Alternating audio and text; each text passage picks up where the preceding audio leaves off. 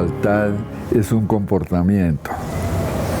O sea, es un hacer cosas. Y ese comportamiento de la lealtad produce consecuencias en el ambiente, tanto social como en el ambiente privado de uno. Ser leal con uno mismo, ser leal con los demás, ser leal con los dioses, ser leal es un tipo de comportamiento que produce consecuencias. Si esas consecuencias son para la persona, mejor dicho, le producen su cerebro dopaminas y endorfinas, es muy probable que lo repita el comportamiento de lealtad. Entonces uno es leal por las consecuencias que uno recibe. Si uno recibe consecuencias por ser desleal y esas consecuencias son más gratificantes que las consecuencias por ser leal, pues uno es desleal.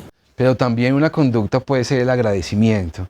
Y en el agradecimiento las personas, pienso que a veces por ser agradecidas con alguien se convierten en cómplices de alguien o se les exige complicidad. Porque a veces la lealtad dentro de la sociedad es entendida en que tengo que seguir con la otra persona en su pensamiento, porque si llego a criticarlo, ya es desleal. Si llego a decir frente a una autoridad que está haciendo un delito, soy un desleal. Entonces pregunto, ¿la lealtad tiene algún tipo de contraposición o su opuesto es la gratificación de un comportamiento que alguien tuvo para con uno?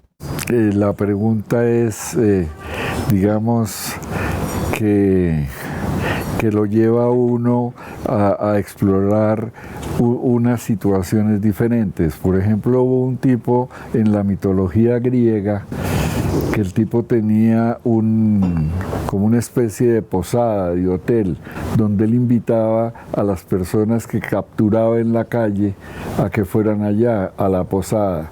Y en la posada les ofrecía comida y les ofrecía todo este tipo de cosas. Y los metía, él tenía una cama con unas medidas. Por ejemplo, las medidas podría ser 1,70. Y si la persona era más grande, digamos que midiera 1,80, entonces lo estiraba. Y en la estirada pues lo mataba. O si era muy corto, entonces le cortaba la cabeza para que quedara exactamente como tenía que ser. O los estiraba o los cortaba. O sea, me puedo acomodar a lo que tú quieres, si lo que tú quieres o lo que quiere el que esté viendo esta situación, o no voy a acomodarme. Si yo me acomodo, soy racional.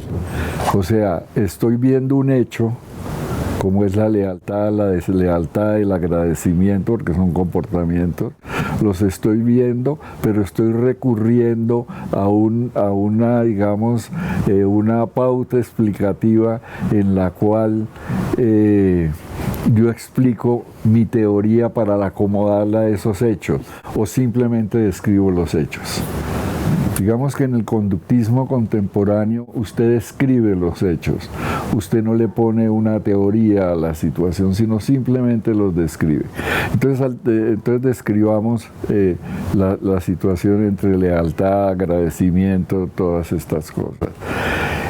Una persona agradecida es aquella con la cual gana por ser agradecido. Vive en medios ambientes donde se premia el agradecimiento. Y la persona desagradecida vive en un medio ambiente porque le premian el desagradecimiento. Siempre nos premian las cosas que hagamos, positivas o negativas. Nosotros actuamos es por el premio. O sea, ser desleal paga. Ser desleal paga. En un ambiente desleal, claro. Porque si usted es desleal en un ambiente leal, también paga con un castigazo que te dan. Pasemos ahora a la ubicación de la empresa no dentro del mercado, sino dentro de la economía, que es un contexto ya también diferente al que estamos planteando. Y desde el punto de vista de la economía, ¿qué tenemos? Ya tenemos algo diferente y es en contexto con que la economía tiene una división dogmática en dos grandes ramas, algo que se denomina la macroeconomía, que es una rama de la economía, y por otra parte lo que se denomina la microeconomía. Son dos ramas que estudian la totalidad de la economía. La macroeconomía es el estudio de la economía bajo sus grandes variables. Es una economía estudiada, por ejemplo, bajo el contexto de cómo se comportó en esa economía la tasa de cambio frente al dólar.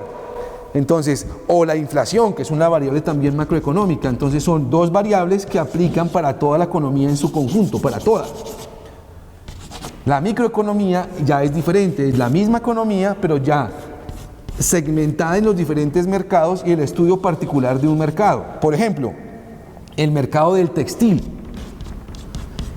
Es un mercado textil que es diferente a este, que es el mercado minero. Y es cada uno, de manera particular, cómo es que desarrolla su situación en ese segmento económico. Entonces vean la diferencia que existe entre un mercado macroeconómico y un mercado microeconómico.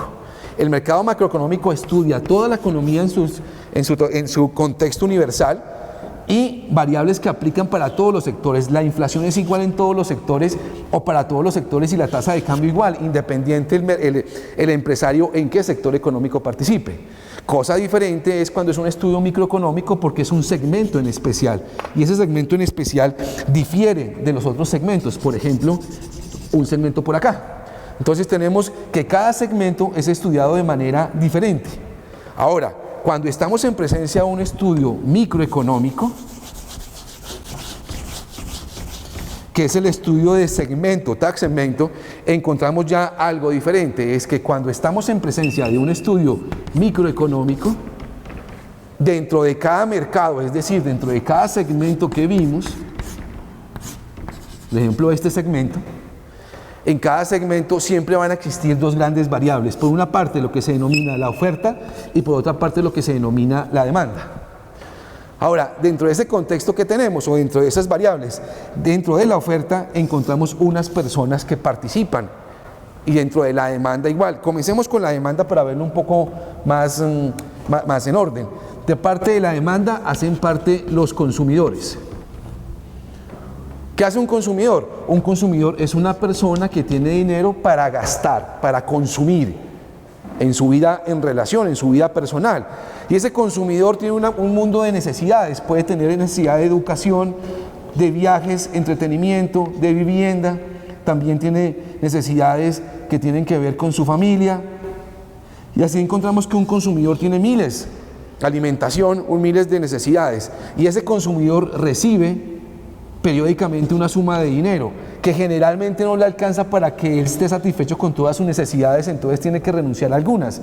Por eso no puede viajar a algunos sitios, por eso no puede tener un carro que él desearía, puede tener el que puede tener, no puede tener el que no puede tener, de acuerdo a su cantidad de dinero que gana mensualmente, o que gana periódicamente, o que les llegó una herencia, o como sea.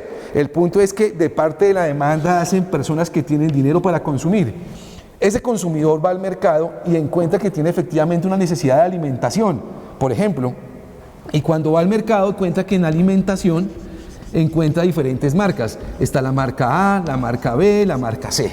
Y él, esa persona que es el consumidor, determina qué marca es la de su elección y finalmente dice, la marca A es la que yo necesito y la que quiero. Y por eso va finalmente al mercado y escoge la marca A. Eso se denomina libertad de escogencia del consumidor, es decir, que el consumidor escoge lo que él desee y nadie se puede oponer a que el consumidor escoja lo que él quiera para él. En contraoposición al consumidor está un personaje que se denomina ya diferente, que no es el consumidor, sino que es la empresa. Es decir, de parte de la oferta hace parte de la empresa, de parte de la demanda hace parte del consumidor. Acá, ¿qué papel tiene la empresa? La empresa es un señor que tiene, o una persona que tiene una cantidad de dinero, es decir, es una persona que tiene dinero no para consumir, sino para invertir. Y miren la diferencia, la oferta invierte y el consumidor o la demanda lo que hace es gasto. Los dos tienen dinero, pero la finalidad y el objetivo de cada uno de ellos es completamente diferente. Mientras uno de ellos está gastando, el otro está invirtiendo y con esa posibilidad de invertir, él tiene la facultad de escoger qué vende, dónde lo vende, cuándo lo vende y cómo lo vende. ¿Qué, dónde, cuándo y cómo? Y este es la persona que hace parte de una oferta y esta es la que hace parte de una demanda. Y entre ellos dos son personas que tienen también condiciones diferentes. e intereses diferentes. Por una parte, la empresa quiere ganarlo más, que se llama maximizar utilidad, y por otra parte está el consumidor, que también quiere pagarlo menos, él quiere maximizar su ingreso. Entonces es una guerra de intereses entre dos personas, uno, el empresario que hace parte de la oferta, y dos, la demanda, que es el consumidor. Por eso es que un precio excesivo es perjudicial para el consumidor, porque le disminuye su capacidad adquisitiva de bienes, entendida como la cantidad de dinero que él tiene al momento que le pagan un sueldo, que le pagan algo en particular. Entonces, ese dinero que él tiene, si los productos son muy caros, pues alcanzan para comprar menor cantidad de bienes. Y es un conflicto que existe entre oferta y demanda. Con todo esto, ¿qué tendríamos? Es que desde el punto de vista de la empresa, que es lo que comenzamos a desarrollar, y es la de lealtad dentro del mercado, particularmente cuidando la empresa, que ya desarrollaremos eso un poco más a nivel jurídico en el próximo capítulo, y es que tenemos que la economía, para resumir, hay una parte que se llama la macroeconomía y la microeconomía. En la microeconomía hacen parte dos variables, la oferta y la demanda. De la parte de la oferta están las empresas y de parte de la demanda están los consumidores, y tenemos ubicada dónde está la empresa desde el punto de vista de economía. Igualmente tenemos ubicada a la empresa respecto de las diferentes actividades que tiene a nivel de marketing. Una, escoge el producto. Dos, sabe cómo es que finalmente lo va a llamar. Tres, emite publicidad sobre el mismo. Cuatro, penetra dentro del mercado a través de un canal de distribución. Quinto, vende. Sexto, tiene que tener un buen canal de distribución. Y ahí tenemos la ubicación de una empresa dentro del mercado. Con esto tendríamos inicialmente la posibilidad de determinar cómo es que vamos a observar y a definir el camino que tiene un empresario desde el principio hasta el final. Y básicamente es la posibilidad de tener una reglamentación a través de la cual se va a cuidar a una empresa dentro del mercado. En el mercado está la oferta y la demanda. En la política está el gobernante y el gobernado. Pues hemos hablado de la lealtad del gobernante. La pregunta sería ahora, ¿y el gobernado también tiene que tener una lealtad? Sin duda. En principio cinismo, porque muchas veces los gobernados somos desleales en tanto votamos en contra de nuestros propios intereses. Y bueno, hay pues cualquier cantidad de conceptos y teorías sobre esto, sobre cómo un elector toma la decisión de votar, pero muchas veces la racionalidad en sentido, digamos, tradicional, en donde yo debería votar por lo que represente realmente un beneficio para mí, no se da. Y vemos que en política pues los gobernados votan mucho más por emociones o votan mucho más, digamos, por otro tipo de incentivos más prosaicos, si se quiere, dentro de unos contextos muy complejos de pobreza también. Y pareciera que estructuralmente hubiese muchos factores que no le permiten a veces a un ciudadano ser leal consigo mismo.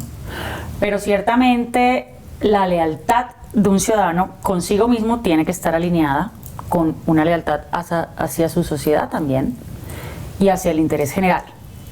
Pero de nuevo, pues todo suena muy bonito, digamos, en los discursos, pero la realidad política y electoral es muy, muy compleja. Sobre todo en países del tercer mundo, en donde tenemos niveles muy deficientes de educación, en donde tenemos una pobreza estructural muy compleja.